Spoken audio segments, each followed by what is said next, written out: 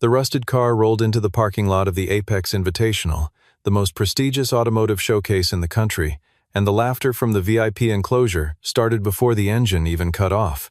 Paint had peeled from the body in broad, uneven strips, exposing bare metal beneath like old scar tissue. A crack ran diagonally across the windshield from the lower left corner to the upper right. The rear license plate hung at an angle, held by a single trembling bolt. Elijah stepped out, reached back, and took Grace's hand as she slid from the passenger seat, a 6-year-old, clutching a stuffed rabbit against her chest with both arms. He walked forward without hesitation. Diana, who had arrived earlier in a convoy of black SUVs and had just signed the paperwork on a $9 million limited edition coupe, parked 3 spaces to the left, looked at the car, then at the man, and allowed a slow, measured smile to cross her face. "I think you have the wrong address," she said, loud enough for those nearby to hear. "The salvage yard is on 12, about 3 miles back." Elijah did not answer. He walked to the front of the car and lifted the hood.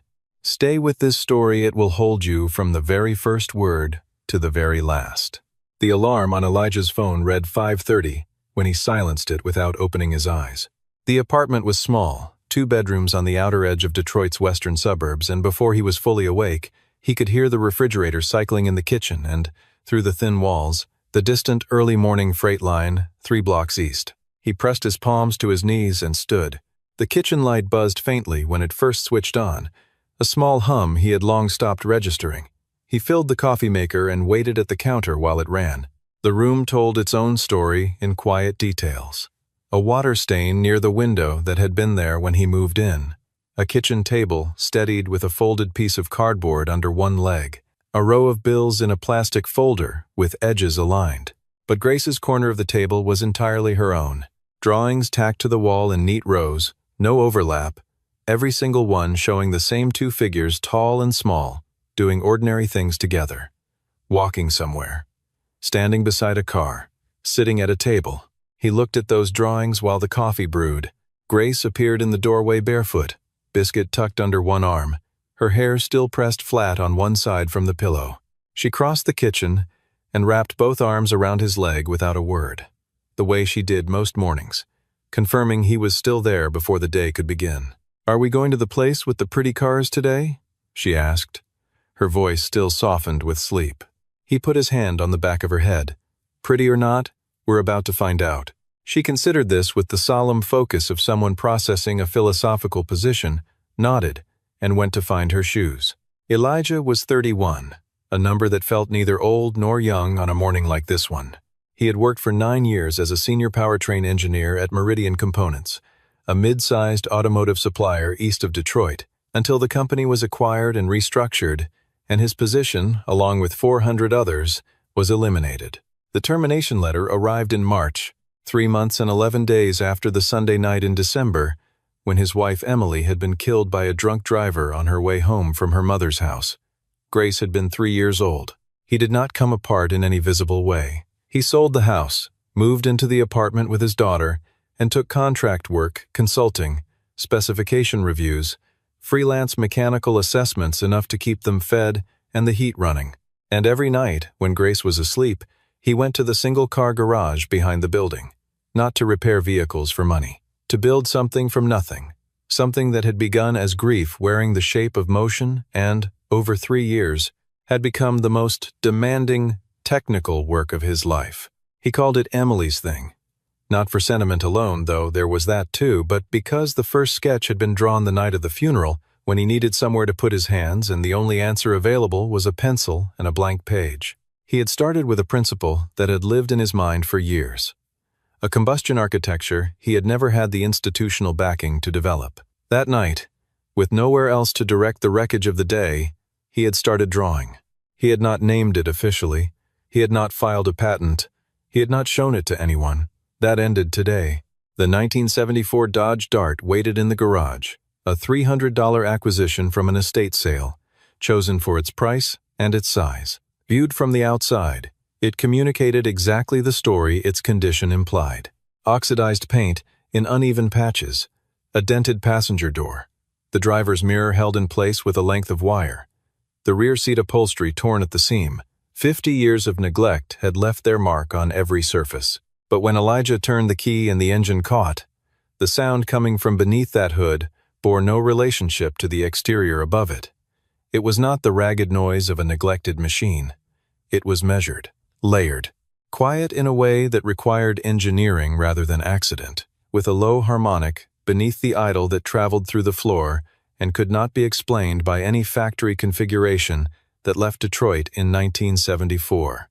Grace clapped. "Biscuit likes Daddy's car sound." "I know she does." He put it in gear. 3 years of nights.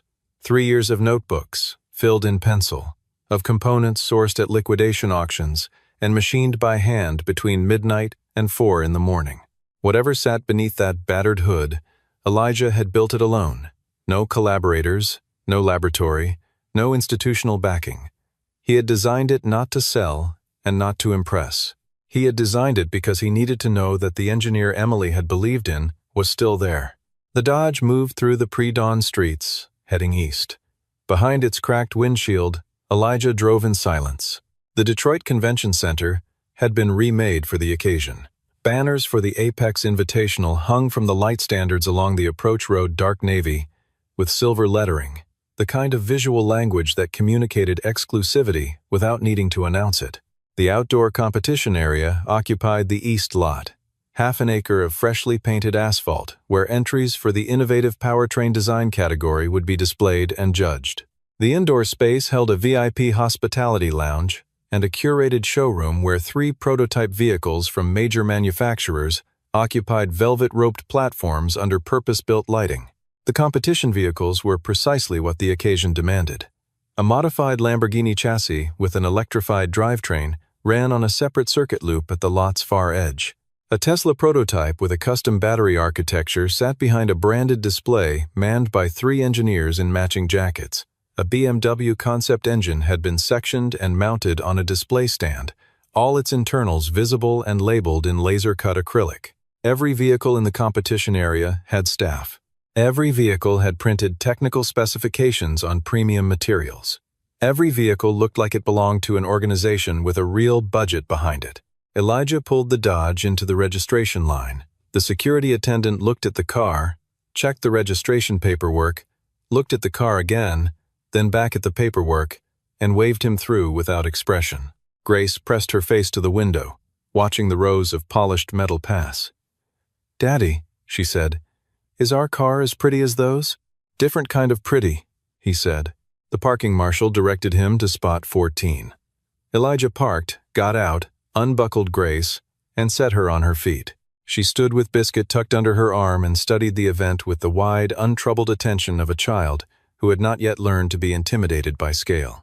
Diana arrived at 9:15 in a 3-vehicle convoy of black SUVs. She stepped out of the center vehicle with the economical motion of someone for whom that action required no thought.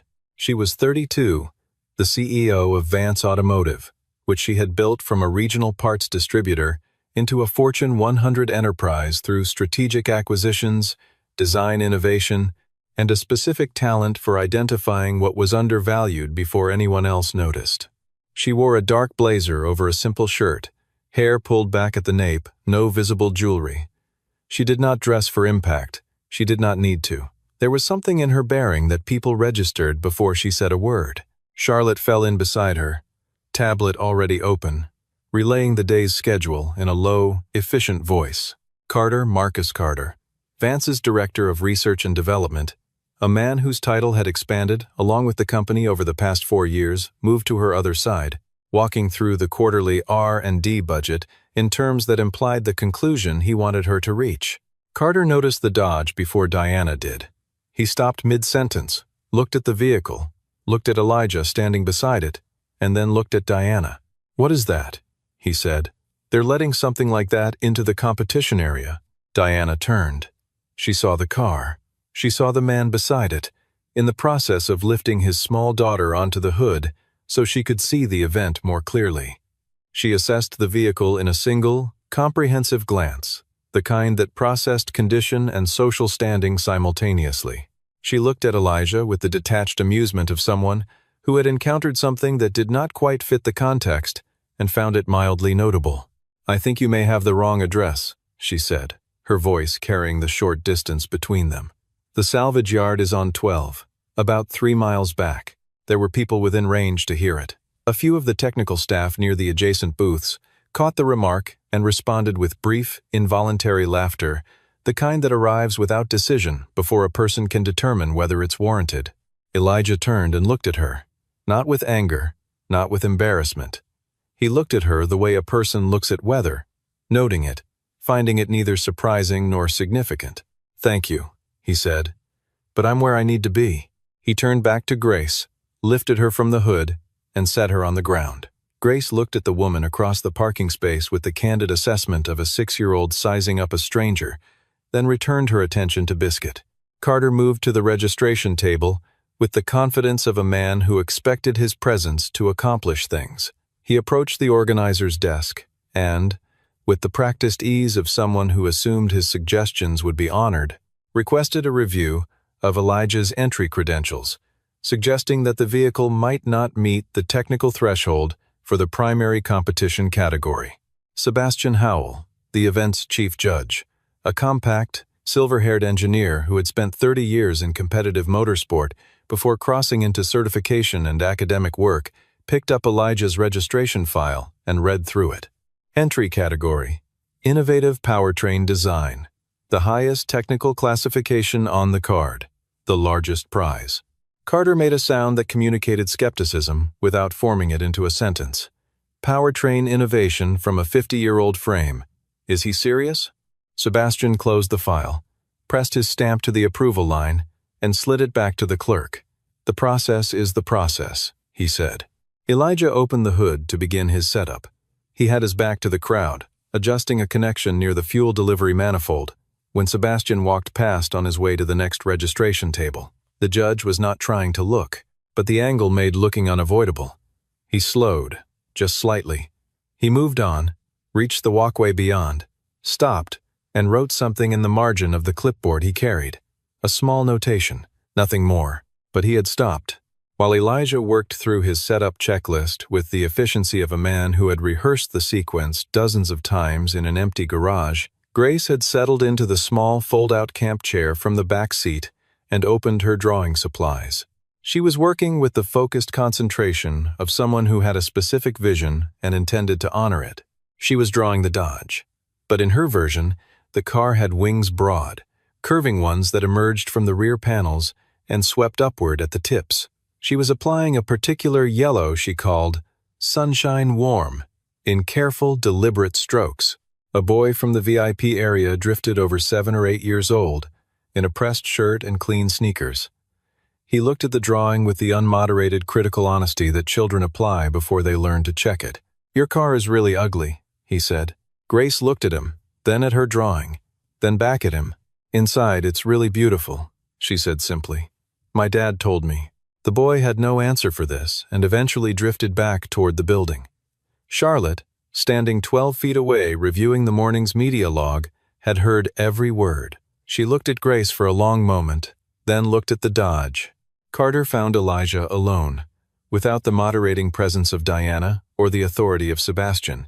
His tone had shifted from the public dismissal of the parking lot to something more precisely calibrated, not condescension now, but the measured delivery of a man sending a warning he expected to be taken seriously. He stood 2 feet from Elijah, voice controlled. "I looked into your history. Meridian Components. 9 years, then out when Dalton acquired the firm. No patents in your name after the restructuring. No institutionnelle affiliation. No lab access." He let a beat pass. "And now you show up here and register for the highest technical category on the card." Elijah kept his hands on his work, connecting the data logger to the ECU output port. He did not respond. "I'm giving you the professional courtesy of a clear picture," Carter continued. "Diana does not spend time on things that don't scale. Whatever you've built, even if it's legitimate, even if it's interesting on some level, you're not positioned to take it anywhere. No infrastructure, no credibility. Walk away before the first round evaluation. Save yourself the record of a rejection." Elijah set down the cable and turned to look at Carter directly. "I'm here to compete," he said. "Not to ask your permission." Carter studied him for a moment. Then he adjusted his jacket and turned to go. At the edge of the row, he paused without turning around. "You'll regret staying." The flatness in it was more specific than a general warning. Sebastian returned later under the stated purpose of collecting supplementary documentation. He spent more time than documentation required, standing at a conversational distance, looking at the engine bay with his clipboard held low. "I'm not trying to intrude," he said quietly, "but that block configuration, I've never encountered a profile like it in any production or prototype literature. Did you design this from the ground up?" "Yes," Elijah said. "Working from existing principles? Or did you develop a new combustion architecture? New thermal management principle? The combustion chamber geometry is original. The fuel injection pathway is original. The electronic control logic is original. Anyone working with you? Co-designers, consultants, academic access?" "Just me. Garage behind my apartment, 12-amp circuit." Sebastian wrote on the clipboard for nearly 20 seconds before capping his pen. Diana, meanwhile, had positioned herself near the window of the hospitality lounge with a sight line to the competition area. She was not consciously watching Spot 14, but when Charlotte came to her shoulder and repeated, quietly and without editorializing, the exact exchange between Grace and the boy from the VIP area, Diana turned from the window. She said inside, "It's beautiful," word for word. Diana was quiet for a moment, and Sebastian was at that vehicle for how long? 15 minutes. Longer than any other entry. Diana looked back through the glass toward Spot 14. The expression she wore was not the same as the one from the parking lot. That one had been automatic, unexamined, reflexive. This was something several degrees different. A recalibration she had not yet decided what to do with. The preliminary evaluation round began at 2 in the afternoon. Elijah's display was the simplest in the row, no printed materials, no backing board, no staff. Just Grace in her folding chair with her drawing pad, and Elijah and the Dodge. When he started the engine for the demonstration, the sound crossed the ambient noise of the lot with a quality that was immediately different from every other running motor present. Not louder, more structured. Something in it that made nearby engineers register it before they had consciously decided to listen. A young engineer from the booth 2 spaces down leaned toward his colleague, keeping his voice low. "That frequency signature," he said, "that's not a conventional combustion pattern." His colleague was already looking. At the far edge of the lot, Carter stood with his phone to his ear. His eyes moved across the crowd, reading reactions. He spoke into the phone for 90 seconds, listened, ended the call, and put the phone in his jacket pocket without a change of expression. The request came through official channels, which was the most efficient way for it to avoid looking like what it was. A member of the organizing committee, the events logistics director, a man named Paul Whitfield, who had received a $40,000 sponsorship from a Vance subsidiary for the previous year's Apex event, informed Sebastian shortly after 3 o'clock that a formal review of the intellectual property provenance of Elijah's entry had been requested. The stated concern was the absence of any institutional affiliation, patent record, or documented development history that could independently verify the design's originality. Whitfield framed it as procedural, standard practice in high-stakes innovation categories. Sebastian read the request twice. He understood its origin, even without a name on it. He had been in enough rooms with enough people who made moves like this one to recognize the shape of the thing. "How long would a provenance review take?" he asked. "Up to 48 hours for full verification. The competition window closes tomorrow afternoon." Sebastian set the paper on the desk and looked at it without picking it up again. "I'll notify the entrant," he said. The competition official delivered the news to Elijah in the flat language of administrative protocol. The entry had been flagged for supplementary review. No evaluation determination would be made in the current phase. A result could not be guaranteed within the competition timeline. Elijah stood through the entire explanation with his hands in his pockets and his face unchanged. When the official finished speaking, Grace looked up at her father. "Are we not entering anymore, Daddy?" He crouched down to her level, bringing himself to her height, looking directly at her. "We're still entering. We just have to wait a little longer first." She thought about this. Like waiting for the oven timer? Exactly like that. She accepted this with a nod, looked at Biscuit, and relayed the update in a private whisper. Elijah stood.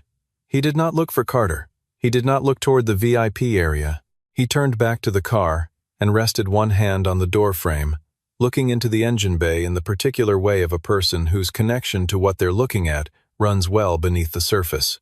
Diana had moved from the lounge window during the afternoon. She was in the outdoor area now, behind the main competition row, and had stopped walking without intending to, because the conversation at spot 14 had caught the edge of her attention and held it. She watched Elijah crouch down to Grace's level. She watched him put his hand on his daughter's head. She watched Grace receive the information, whatever her father had translated it into, with a nod and a glance at Biscuit, and then a return to her drawing. Diana had not made a decision, but her feet were not moving. Charlotte appeared beside her. They had worked together long enough that Charlotte understood when direct conversation was appropriate. "You know this isn't a genuine provenance concern," Charlotte said. "Charlotte." Marcus filed that request through Whitfield, the same Whitfield who has used Vance's events budget every year since the merger. Charlotte's voice was steady, not theatrical. She presented information the way she always presented it. "Marcus is worried. People only move like this when they're afraid of being surpassed." Diana turned and looked at Charlotte. Then she looked back at Spot 14. "An engineer with no institutional affiliation," she said slowly, as though working through a calculation out loud. "No co-developers, no lab, no documented history registers for the highest technical category in the country's most competitive automotive showcase." "That is what happened," Charlotte confirmed. "Sebastian spends 15 minutes at his vehicle. A 6-year-old says the inside is beautiful." Diana was quiet for a moment. "Those are not coincidences." She walked to Spot 14. Elijah saw her coming. He did not alter what he was doing, closing the data connection on the ECU port and entering the afternoon's idle readings into his spiral notebook, and looked up when she stopped. Diana did not begin with pleasantries. "Tell me the truth. That engine, did you design it yourself? From the first line to the last connection. No institutional support.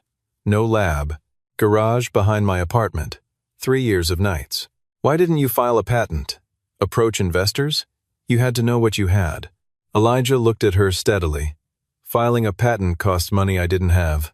Approaching investors takes time I was spending on Grace." He paused. "And after my wife died, I didn't build this to sell it. I built it to finish it. Your wife, Emily, she died 4 years ago. This is what I made after." He had not said it to move her. He said it because she had asked a direct question, and it deserved a direct answer. There was no performance around it. It landed exactly as it was, the plain weight of a fact. Diana looked at him without speaking for several seconds. "I want to see the engine," she said. "Show me you're cleared to compete, and I'll show you everything. Then I'll make sure that happens." She turned and nearly walked into Carter, who had materialized behind her without being invited. His face did something complicated when he saw the two of them in direct, private conversation beside the Dodge, without Charlotte, without briefing materials, without any of the channels he had been carefully managing. The sight of it landed on him like something physical. He said nothing. He looked at both of them. Then he turned and walked toward the committee tables without a word. Sebastian Howell was not a man who acted on impulse, but he was equally not a man who waited when he believed waiting was the wrong choice. He had been reviewing the technical documentation Elijah submitted with his initial registration since early afternoon, 47 pages of hand-drawn schematics, annotated calculations, and test log records that had been scanned in sections and uploaded to the competition portal. Most entrants submitted 2 to 4 pages. 47 pages of hand-drawn technical documentation was not a standard submission. It was a record of a different order. He found Diana in the covered walkway adjacent to the hospitality lounge, placed the printed file in her hands, and told her he needed 5 minutes of her attention. She read standing up, on her feet, without sitting down, turning pages at the pace of someone who processes technical material in its actual language. Her expression changed around page 6. By page 11, she had stopped turning pages and was reading a single spread with the concentrated attention she gave to acquisition agreements. She looked up at Sebastian. He wrote all of this himself, every line. I cross-referenced the design principles against the public patent database, the academic literature, and the proprietary technical archives I have access to through the certification body. There is no prior art matching this architecture anywhere in the record. This is an original design, and the provenance hold is procedurally valid and substantively baseless. He said it without theatrical weight, the tone of a man reporting a fact. If that hold delays evaluation beyond the competition window, this entry will receive no recognition for what it has genuinely earned. Diana closed the file. I want to see the engine. Right now. The small crowd that moved across the lot toward Spot 14 had the unplanned quality of something that had assembled itself. Diana walked ahead. Sebastian came with her. Two panel judges who had been speaking with Sebastian when Diana found him followed without being asked. Engineers from a sponsored exhibit nearby, who had been tracking the social dynamics of the afternoon with professional curiosity, moved in the same direction. Carter followed too, walking with purpose, until Charlotte stepped in front of him at the row entrance and matched his pace without speaking, not giving ground. Elijah watched them come. He was standing beside the driver's door, one hand on the roof, Grace beside him with Biscuit. She watched the growing crowd with the same wide, unhurried attention she had given every other development of the afternoon. Diana stopped in front of the car. She looked at it differently now than she had that morning, not as an object with a social meaning, but as a container for something she had just read 47 pages about. Her eyes moved from the body panels to the hood line to the seam of the engine bay. "Will you show me?" she asked. Elijah moved to the front of the car. His hand found the hood release. He paused there, not for the crowd, not for drama, but because this was a threshold he had not crossed in any public way before. What sat beneath that hood had lived in a private space between himself and Emily for 3 years. After this moment, it would not be private anymore. He lifted the hood. No one spoke. The engine that occupied the bay bore no relationship to the exterior surrounding it. Where the car communicated age and abandonment, the mechanical architecture beneath the hood communicated intention, precise, unhurried, deliberate intention. The engine block had been hand-milled, its surface finish exact. The fuel injection system used a custom-fabricated delivery manifold running aerospace-grade tubing Elijah had acquired from a defense contractor liquidation auction, sourced over 6 months, at prices that made sense on a tight budget. The combustion chamber geometry was unlike anything produced by any major manufacturer, a specific angled configuration designed to reduce thermal losses during the combustion cycle by 38% compared to a standard, reciprocating design. The electronic control unit was built from a custom board incorporating commercial microcontroller components and a self-written control algorithm that Elijah had iterated over 18 months. The entire assembly weighed 22% less than a comparable factory engine producing equivalent output. The silence held for several seconds before the first voice broke it. "Is that thermal barrier coating on the pistons?" An engineer near the front of the crowd stepped closer, not affiliated with any competing team, just a man who recognized what he was looking at. "You applied that by hand?" "Plasma spray process," Elijah said. "I built a small rig for it. Took 4 months to get the bond consistency right. And this injection pathway, you're not running common rail architecture at all." "No. I bypassed the pressure accumulator entirely. Direct electronic metering per cylinder. Adaptive timing. The ECU recalculates injection duration every 17 milliseconds based on real-time thermal sensor input." A second engineer turned to the person beside him. "That eliminates most of the pressure variance that degrades efficiency under variable load conditions," he said, quietly, to himself as much as to anyone else. Diana had not moved. She stood at the center of the semicircle that had formed, looking at the engine with an expression that was not readable in a single word. She looked at it the way she looked at things she understood deeply, not with surprise, but with recognition. "Real-world performance numbers?" she asked. 285 horsepower from 2.1 liters displacement. Fuel consumption 41% below comparable output engines. In standardized testing conditions. 200 hours of continuous run log data. He reached into the driver's side door pocket and produced a small storage drive. "All of it is here." Diana looked at it, then back at him. "Why didn't you bring this somewhere sooner?" Elijah looked at her. "Because no one opens the door for someone who arrives in a $300 car." The sentence fell into silence. Sebastian was standing 4 feet away, holding the microphone his assistant had brought over. He did not raise it. Some things do not need amplification. Carter pushed forward from the crowd's edge. His voice was pitched slightly higher than his normal register. None of those numbers have been independently verified. This is a controlled display. There is no third-party confirmation of any of these figures. Sebastian turned to face him. I have 47 pages of hand-documented test logs with sensor signatures and timestamps.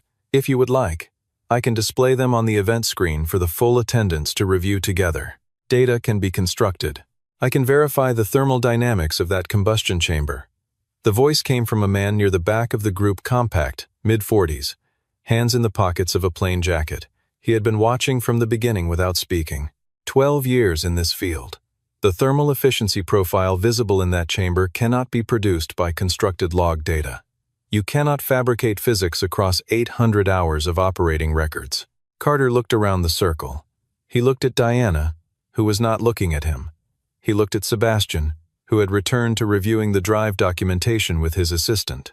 He looked at the engineers around the open hood, who were asking Elijah questions in the focused mutual language of people who are genuinely interested in the answers. He stepped back, then another step, and then he was outside the circle, and then he was gone. Grace tugged at Elijah's sleeve. He looked down. She was pointing at the engine, her voice barely above a whisper. "Daddy, is that the thing you made for Mama?" He crouched beside her. His voice was even, but it required something from him. "That's the one. Does she know you finished it?" He looked at the engine for a moment, then back at his daughter. "I think she knows." Grace considered this with complete seriousness. Then she reached up and set Biscuit on the top edge of the engine bay wall, facing inward, facing the engine. "Biscuit thinks so too," she said. Diana was standing 3 feet away. She heard every word. She turned slightly away from the group, and Charlotte, standing just behind her, saw her shoulders move with a single, controlled breath. Sebastian asked for a brief recess from the afternoon schedule and gathered the panel in the judge's room adjacent to the convention floor. The conversation was short. The documentation was reviewed. The vote was taken. At 4:45 in the afternoon, Sebastian walked to the center of the outdoor competition area and asked for attention. His voice through the event speakers was clear and unhurried. The Apex Invitational Powertrain Innovation Award, the competition's highest technical distinction, carrying a prize of $50,000 and a formal presentation slot before the National Automotive Technology Investment Council, was awarded by unanimous decision of the full judging panel to Elijah Monroe of Detroit, Michigan, for a novel hybrid combustion architecture representing an independently developed original design with demonstrated efficiency and performance metrics exceeding current industry benchmarks in multiple categories. The applause that followed was not the polite kind.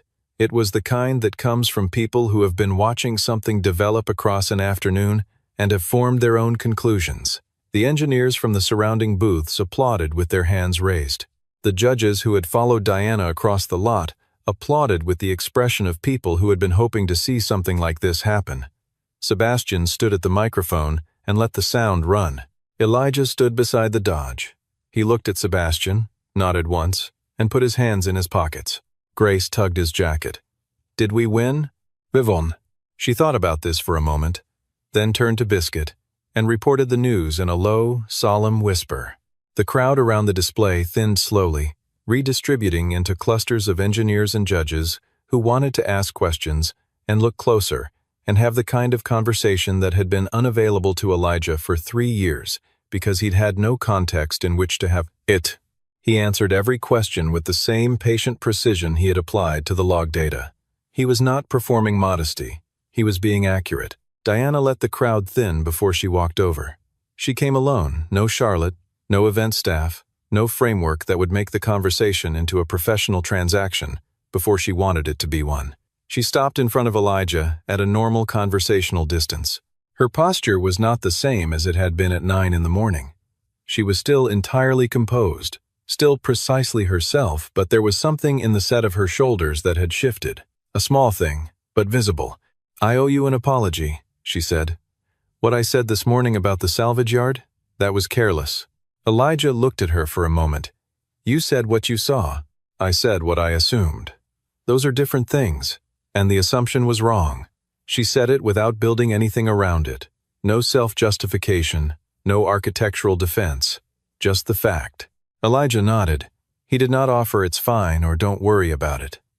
He received the apology as what it was, a real acknowledgement, and that, in its own way, was the more respectful response. It treated what she had said as worth taking seriously. A beat passed. I'd like to talk about what comes next, Diana said. For the engine. If you're open to it, I'm open to a conversation. Vance has manufacturing infrastructure, distribution capacity, and the R&D integration to take a design from prototype to production in 36 months. We also have the legal resources to establish your patent position before any commercial arrangement begins. You would own what you built. That is not negotiable from my side. Elijah was quiet for a moment. I have conditions. Tell me. He looked at her directly. Grace is not affected by any agreement. Any schedule I take on does not change what she needs from me. She comes first. Any arrangement that makes that harder ends before it starts. Agreed. I want a co-development position, not a sale. If this technology generates licensing revenue, I participate in it as a partner. I can structure that. I need to be in the room on technical decisions, not advisory capacity. In the room, with a deciding voice. Done. Elijah held her gaze. He read her face not for the surface but for the weight beneath it. And what he found there was not salesmanship. It was the same directness she had brought to her apology, undecorated, just present. I'll need my own counsel to review any agreement before I sign. I would think less of you if you didn't, Diana said. Something shifted in the space between them. Not warmth. Exactly, it was too early for warmth between these two people. But the beginning of a working respect, which in practical terms was worth considerably more. Grace appeared beside her father's leg, looking up at Diana with the deliberate assessment of a child running her own evaluation. Diana crouched down, all the way down, level with Grace's eyes. Hi, she said. Hi, I'm Grace, and this is Biscuit. Hello, Biscuit. Diana addressed the rabbit with complete seriousness. Then, I want to apologize for laughing at your dad's car this morning. Grace studied her with care. Daddy says the outside doesn't matter. The inside is the real part. He's right, Diana said. I know, said Grace, in the tone of someone confirming a fact already well understood. Diana rose and looked at Elijah. He was watching his daughter with the closest thing to an unguarded expression he had allowed himself all day. She's right, Diana said. I know, he said. The professional consequences for Carter were processed without ceremony later that afternoon. Sebastian delivered the summary in 4 sentences.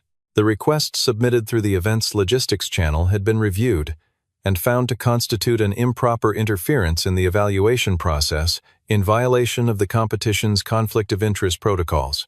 Carter's honorary judging credential was revoked immediately. He was requested not to attend future Apex events in any official capacity. The decision was final. Carter received this without responding. He gathered his bag from the table where he had been sitting, crossed the convention floor, and walked out through the main exit. The door swung shut behind him, with the ordinary sound of a door closing. Nothing about it was dramatic. That was the appropriate sound for the occasion. The Dodge pulled out of the convention center lot at 6:48, headlights on in the early evening, and joined the highway traffic heading west toward home. Grace was in the passenger seat with Biscuit in her lap, watching the city lights pass. She had considered out loud whether to finish the winged car drawing when they got home or begin a new one, and had eventually reached no firm conclusion on the matter. Somewhere around mile 4 on the highway, she fell asleep with her head tilted against the seat, and Biscuit held loosely in her arms. The radio found a station without Elijah, choosing one the tuner landing on its own, and an old song came through the speakers that he recognized immediately. Emily had played it on Sunday mornings.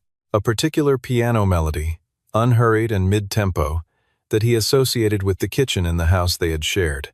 With coffee and the sound of news low in the background, with a version of his life that had felt entirely stable until the night it wasn't. He did not change the station. He let the song play all the way through. It was the first time in 4 years he had been able to do that. The apartment was quiet when they got home. Elijah carried Grace in from the car. She was completely asleep, biscuit still in her grip, and got her up the stairs and into her bed without waking her. He pulled the blanket to her chin, straightened the edge, and stood at the side of the bed in the darkness.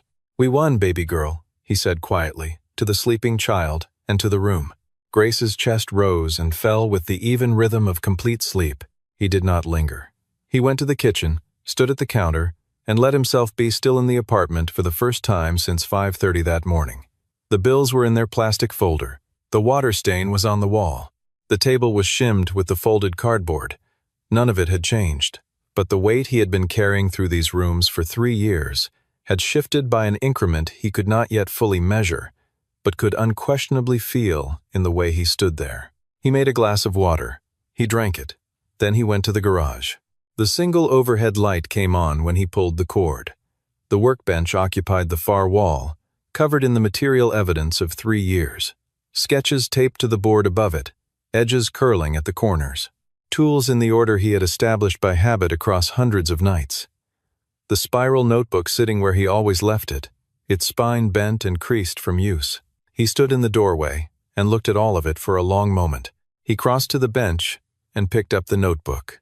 He turned to the first page of everything, written in pencil 3 years ago in handwriting that was slightly less steady than his usual hand, written on the night of the funeral when he had nothing but a blank page and the need to begin. "For Emily.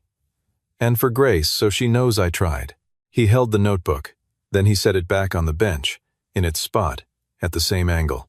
He looked around the garage, at the tools, at the sketches, at the empty space where the Dodge usually sat and was not sitting tonight, because the Dodge was parked outside, and tomorrow it would begin becoming something else entirely.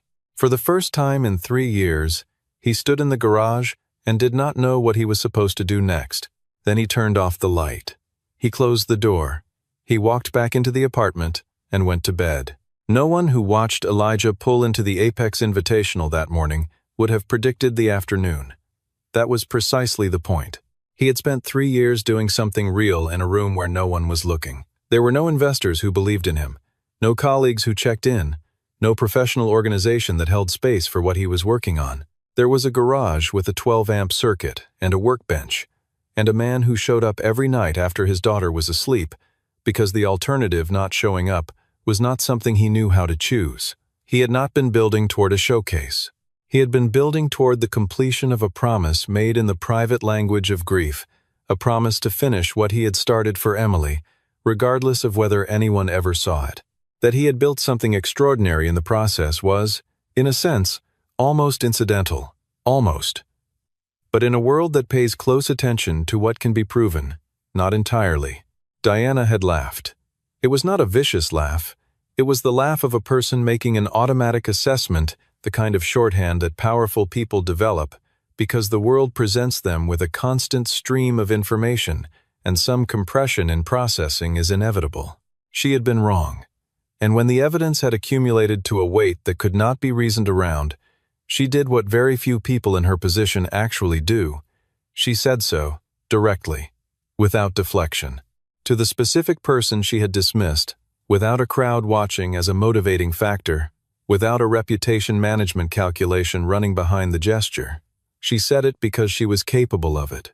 That capacity to look at a mistake without converting it into something more comfortable is considerably rarer than power, and far harder to acquire. Grace had not been trying to be anyone's moral compass. She was 6 years old with a stuffed rabbit and a drawing pad, and a straightforward opinion about her father's car, that she stated without tactics or awareness of its stakes. But children who have been told the truth consistently by the people they love tend to return it without ornament. The inside is the real part. Her father had told her this in small ways across breakfasts and bedtimes and ordinary moments. She would carry forward without knowing she was carrying them. And on a Tuesday afternoon, in a convention center parking lot, she said it to a stranger, and the stranger had nothing to say in response, because it was simply true. The Dodge sat outside the apartment building that night, under the light of a single street lamp, unchanged. Paint still peeling, windshield still cracked, license plate still hanging by one bolt. Nothing about its exterior had been altered by anything that happened that afternoon. It looked exactly like what it had always looked like. But the man who had built what was inside it, that man had, for the first time in 3 years, turned off the light in the garage and gone to sleep without knowing what he would build next. And if you understand anything about what it cost to carry something that far, across that kind of silence, alone, then you understand that this was not a small thing. It was everything.